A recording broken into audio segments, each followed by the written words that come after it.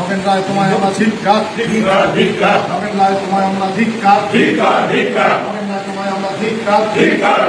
ঠাকুর পঞ্চানন বর্মা নিয়ে তোমার নিন্দা অপমান আমরা সহ্য করবো না। ঠাকুর পঞ্চানন বর্মাকে নিয়ে তোমাদের মিথ্যা অপমান নিন্দা সহ্য করছি না, করবো না। নগেন রায় তোমাকে আমরা ধিক্কার, নগেন রায় তোমায় আমাদের ধিক্কার। যদি চুল টুল যদি না কাটে যদি করলে খায় তাহলে ভুলটে না হলে খায়। তুই বামন দিয়ে গেল না, তুই হাজারো ভাল কর্ম কর, উয়ের মধ্য যদি এখন তুই যদি লেবুর রস চিবি দিস সকিস। ঠাকুর পঞ্চানন বর্মা আজীবন জাতির জন্য সংঘর্ষ করছে, কিন্তু কর্ম বামনের বুদ্ধি ধরিয়ে কর্মটা করিবের সময় ছোট্ট যে ভুলটা করছে ওই ভুলের জন্য গোটা সমাজ ভিক্ষের দোলায় হারত নিচ্ছে। হ্যাঁ, এলাও ক্ষত্রিয় মানসিকগুলা গান্ডিব না ধরিয়া এগুলো মানুষের তলবা চাটিয়ে বেড়ায়। ক্ষত্রিয় মানসিকগুলা মানুষের নেটু ধরিয়া পার্টি করিবে হচ্ছে। ক্ষত্রিয় মানসিকগুলা গালাত মানে মালা দিয়ে তিলক কাটিয়ে বেড়াবাদ হচ্ছে। এমনি সুদে মাছ সাজিয়ে গেছি। ঠিক আছে, তুই ক্ষত্রিয় সে তোমায় যদি জায়গায় গান্ডি ভাত ধরে দেবো, তুই ভিক্ষের দোলা সুদে মাছ ঢক করি করি ধরে দিস।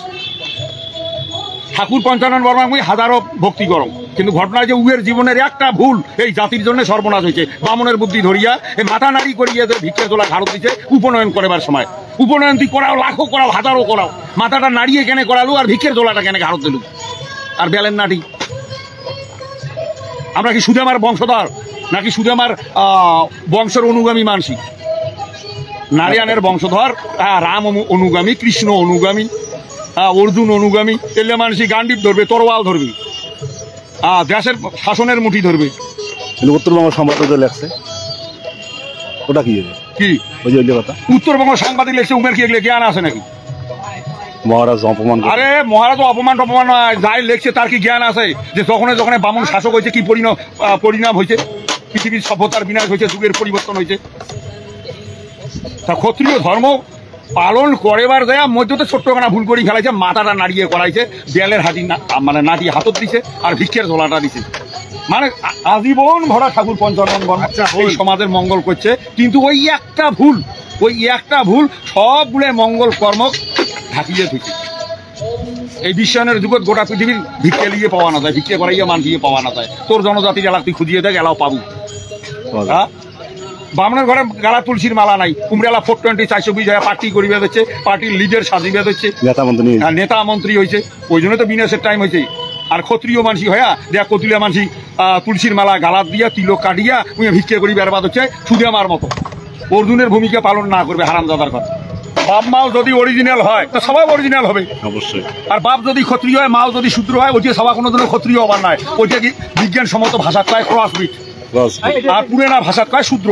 তো একটা ক্ষত্রিয় মানুষ যদি অন্য সভ্যতার সঙ্গে বিয়েও করায় সে সবাটা হবে, ওটাও শূদ্র। তা যদি বাপ ক্ষত্রিয় হয়, মাও ক্ষত্রিয় হয়, যে সবাটা হবে সেই সবাটা আর পবিত্র করিয়া একটা পৈতে নিলেই কারণ ক্ষত্রিয় না হয়। পৈতে নেওয়ার মানে হলে যে উনি ক্ষত্রিয় ধর্ম পালন করবার জন্য অঙ্গীকারবদ্ধ হবে। আজকে থেকে গোটা ব্রহ্মাণ্ড পৃথিবী রাজ্য শাসনের দায়ভার উইয়ে নীল। পৈতে নেওয়ার মানে হয়েছে এইটা। পৈতে নেওয়ার মানে এ নয় যে উনি ক্ষত্রিয় হল, ক্ষত্রিয় তো মারপ্যাট থেকে হয়ে আমি যায়। উমিয়া সংশোধন করে গেলে আমাকে কেন ছোট জাত করলে, আমাকে কেন তোমরা আমার হাতে তোমরা খাবে না,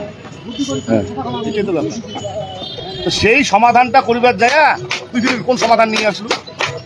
তা ছোট জাতটা গিয়ে বড় জাত হবার গেলে তোমার বামন আমার হাতে খাবে না জন্যে মোর উপনয়ন নিয়া মানসিগুলো নাড়িয়ে করে ঝোলা ধরে দিয়া বেলের নাটি হাতত দিয়া ভিক্ষে করে আনিয়া তাহলে মই শুদ্ধ হয়ে গেল। হ্যাঁ, তাহলে মোর রক্তটা শুদ্ধ হয়ে গেল।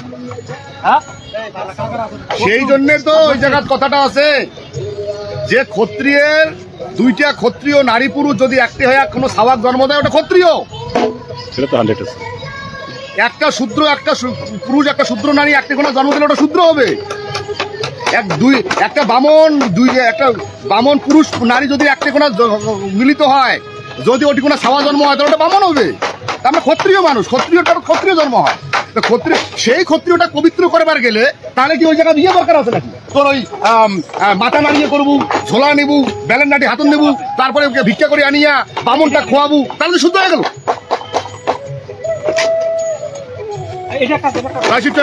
কথাগুলো বিচার করেন।